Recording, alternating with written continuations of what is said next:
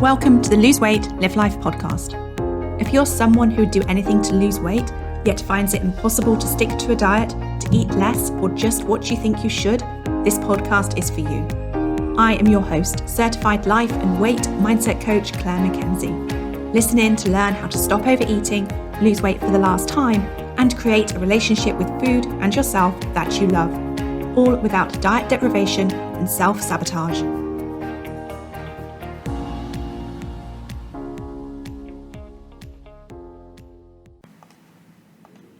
Hi everyone, and a very warm welcome to podcast episode number 115, Healthy Eating. Before we get started exploring all things healthy eating, I would like to let you know that you're invited to attend an online class on Tuesday, the 24th of January at 7 p.m. GMT. The class is called Ditch the Diet and Lose Weight Anyway. I often say that losing weight is not about the diet, and to tell you one of the reasons why diets don't work is because they don't address the reasons we eat. They don't address the reasons why it's difficult for you to change your relationship with food. And I suggest instead of focusing on a diet to help you to lose weight, that you focus on yourself and learn about your relationship with food. And when I talk about your relationship with food, I mean that you focus on why you eat the way that you do. And I suggest that you do that by understanding what's going on when it comes to food and eating in your body and your brain. And I suggest you seek to understand what's happening in your relationship with food in your mind and with your emotions.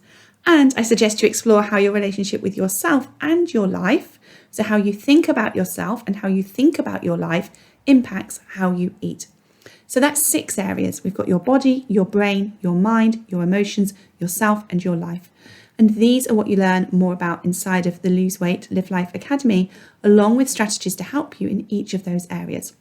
Well, the upcoming webinar, we're focusing on the first of those, which is your body.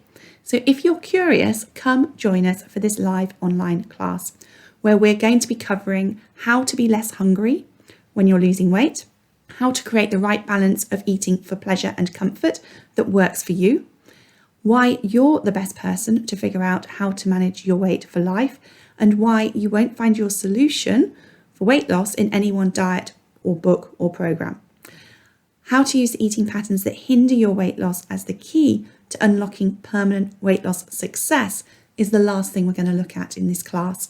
So to register and get your personal Zoom link, go to www.thebestyou.coach/DTD reg. So DTD as in ditch the diet, and then reg, REG, as in registration, and that's all one word. So www.thebestyou.coach/DTD reg. And everyone who registers will get a Ditch the Diet workbook ahead of the training, access to the replay that you can watch in your own time, and a special bonus offer when you attend live. I can't wait to see you there. All the information and the registration form is at www.thebestyou.coach/DTD reg. So in the meantime, let's get on with today's podcast episode, Healthy Eating. So most of us probably have an idea of what healthy eating is, and at the same time, one person's interpretation of healthy eating could be and is likely to be very different to another person's.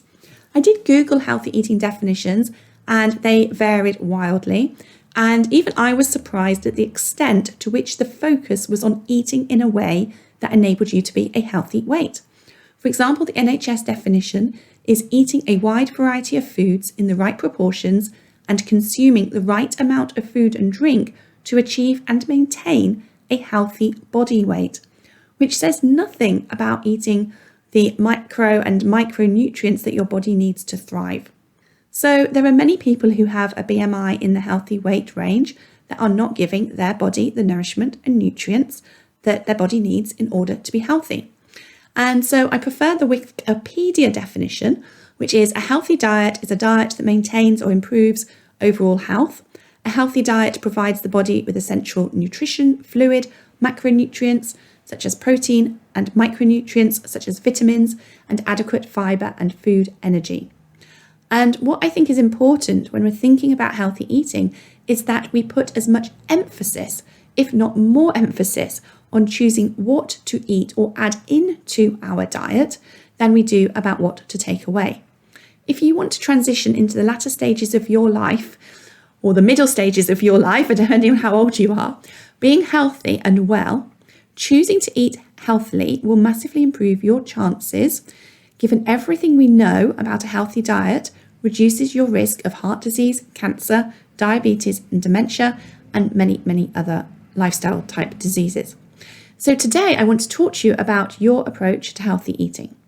Let me start by sharing that the way in which I ate through my 30s and early 40s, I didn't consider unhealthy. I probably cooked meals from scratch 4 nights a week and ate ready meals maybe twice a week, and then maybe ate out or had a takeaway once a week. And writing that statement now, I realised that whilst that felt like the truth to me, I thought I was eating healthily.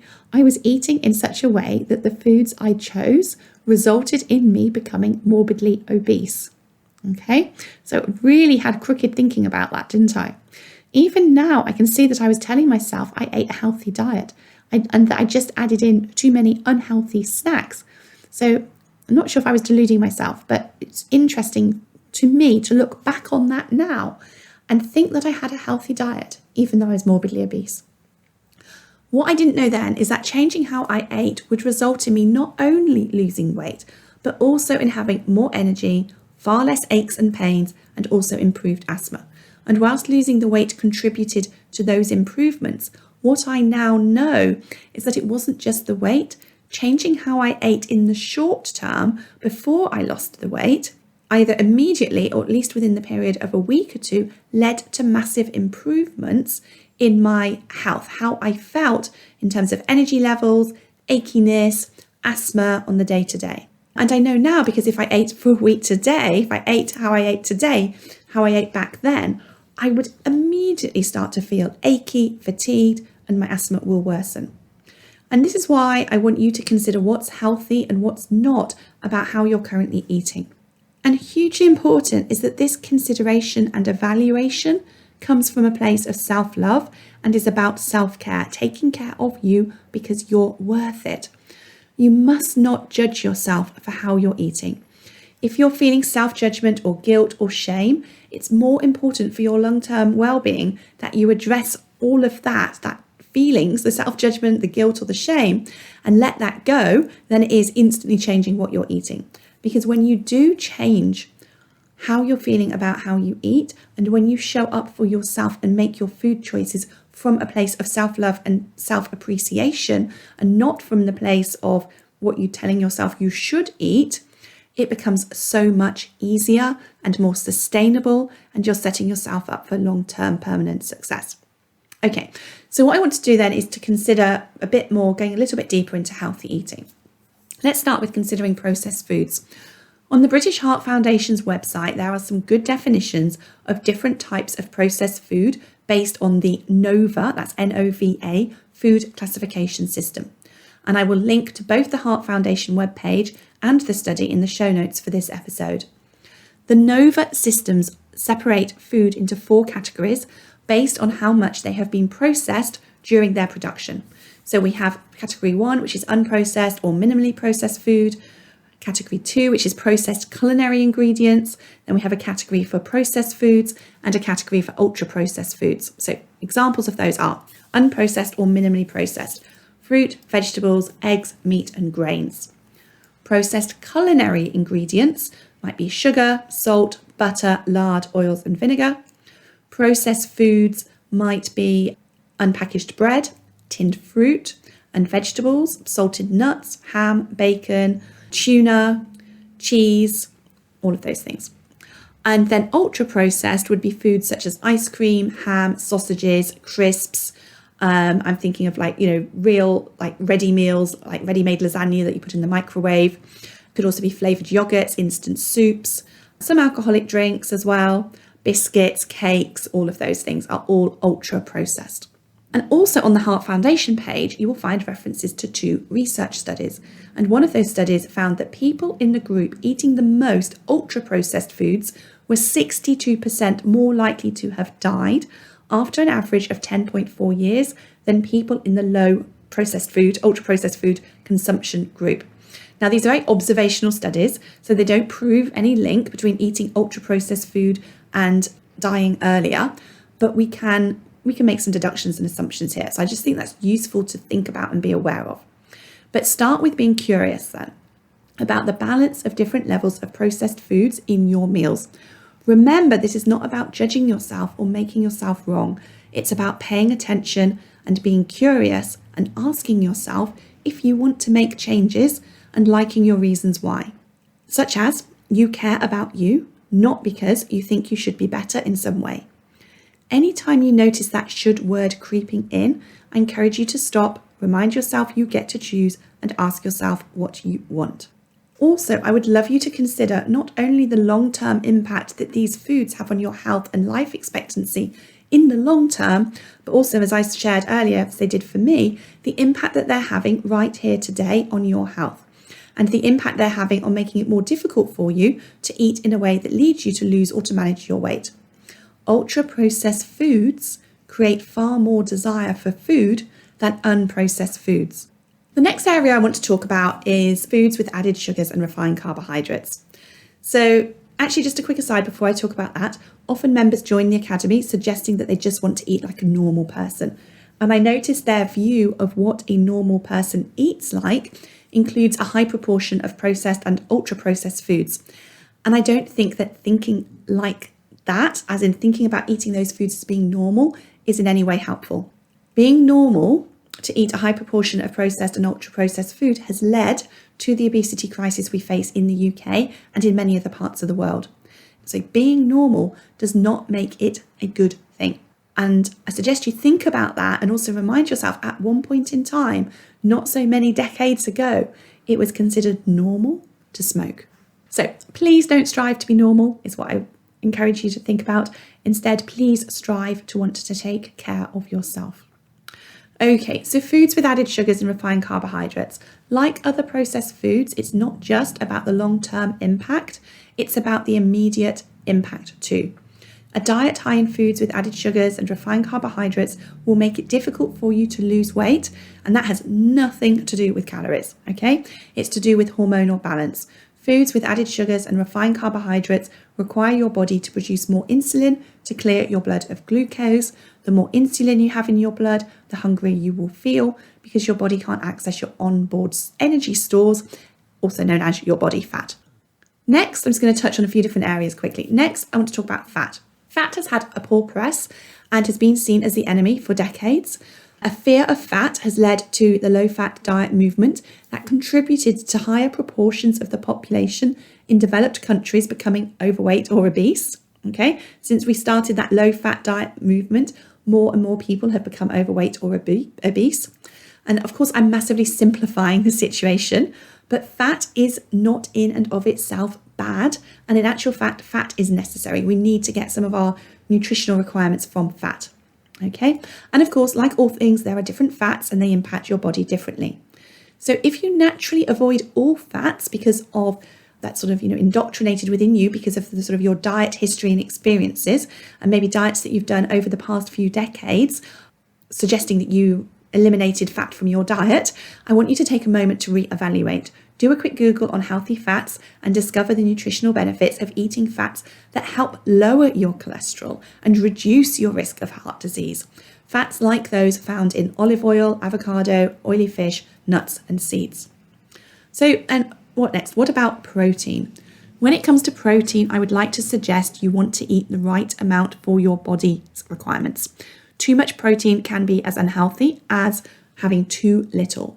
Protein, by the way, when I'm talking about protein, we've got the animal proteins. So we've got, meat, fish, poultry, eggs, and to a certain extent, some dairy products as well. And then we've also got vegetable proteins, which might look like nuts, seeds, grains, and legumes. Proteins found in vegetables as well in much smaller quantities. So protein is important because your body can't make all of its protein requirements. Some amino acids, which are small molecules of protein that are essential for your body's cellular processes, can only be got from food. And whilst generally animal protein, as I said, meat, fish, poultry, dairy, and eggs contain these essential amino acids, you're likely getting enough protein if you're eating animal protein. If you're a vegetarian or a vegan, you will want to pay more attention to your protein sources and just ensure you're eating a really wide variety of nuts, seeds, grains, and legumes to ensure you get all of your amino acids. And talking about variety, I just want to sort of say a word. So Tim Spector, the award-winning scientist and author associated with Zoe, who has got over 1,000 articles published in some of the world's top scientific journals, has shown the link between eating a variety of foods and gut health and warding off disease. And he recommends everyone eats 30 different plant varieties every single week. And I will drop a link to further information about this in the show notes.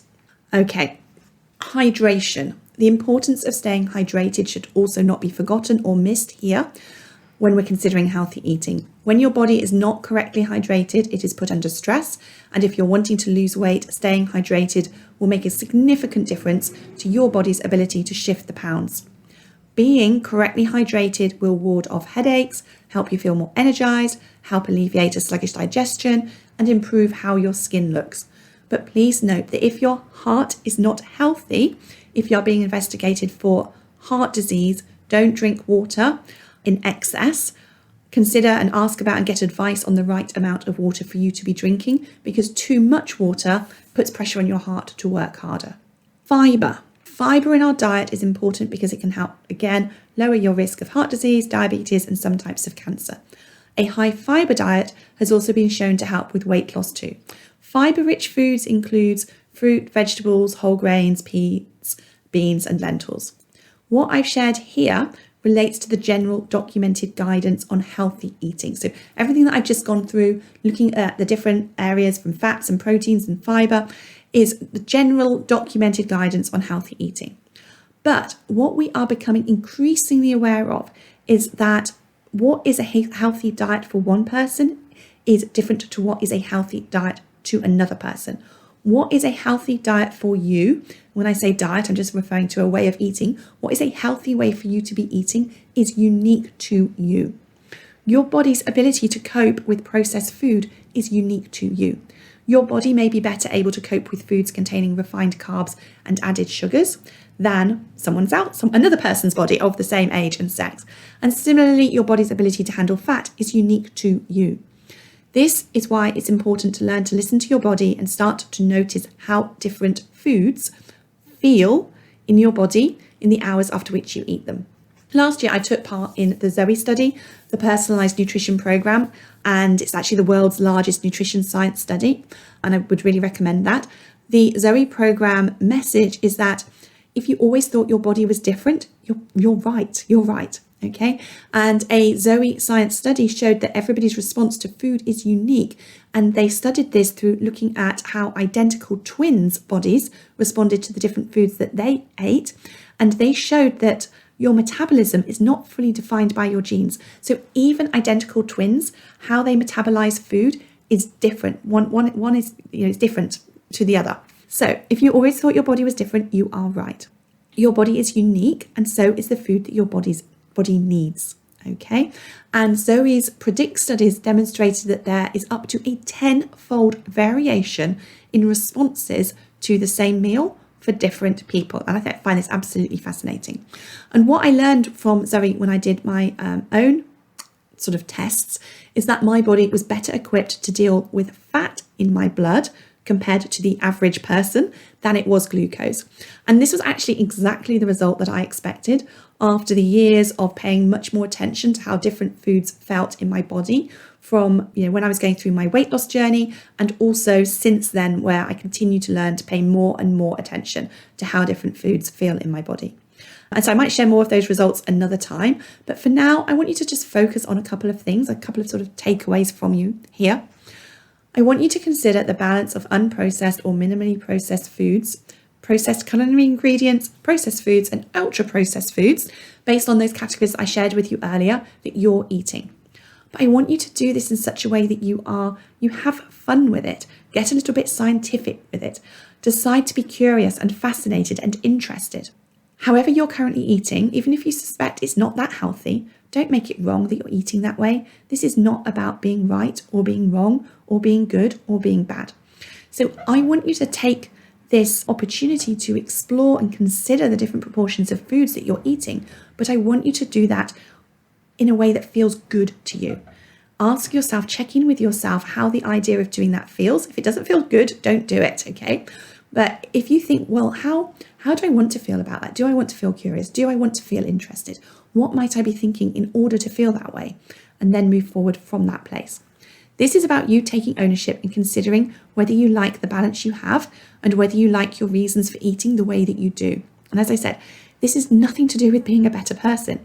Your worthiness or morality is not impacted by what you eat. This is you taking responsibility for treating your body like the prized possession it is. The eating patterns that we adhere to currently have been created by everything that has gone on in our lives up until this point where we are. They have been molded, if you like, from how we ate in our family environment when we were little, how we were brought up, our school environment, our work environments, and also how we've been impacted by the diet, the food, and the advertising industries. How we have been taught to handle our emotions as we've gone through life will also impact how you eat. If you have handled different life traumas, if you've used food as a coping strategy for trauma that you may have experienced in your life, whether that's what we call big trauma or little trauma, then it's useful for you to know that that will be impacting how you're eating still today. And no matter how you're eating, allow it to be okay as you lovingly explore what changes you want to make. And then make those changes in a way that feels easy and achievable. So that's the first thing I want you to consider, is the balance between different types of processed and unprocessed foods. And then the second thing I want you to do as a result of listening to this podcast is to pay attention to your experience of foods that you are currently eating, or the foods that you made, the changes that you make going forward. Pay attention to how different foods feel in your body within the first 2 hours of eating them, and also beyond that as well. How do you feel when you wake up the next day? Notice the differences of how you feel the next morning based on what you had to eat the night before. Now, the ease or difficulty of doing this will be different depending on how you're eating. If you're grazing lots of different types of foods all day long, it's going to feel really difficult. It's going to be difficult to figure out what foods leave you feeling energized and which leave you feeling maybe hungry or low on energy a short while after eating them. I just want you to be aware of this, because you may want to think about simplifying how you're eating before you can start to really pay attention and feel like you're getting to know how your body feels in the response to the different foods you're eating.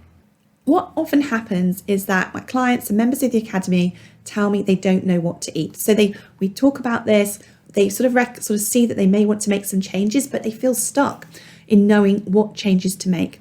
Sometimes it's like we have a total blank and our brain will say, well, it's impossible to find a meal that I can have that will be ready in 8 minutes if it's not out of a packet and I'm just sort of shoving it in the microwave.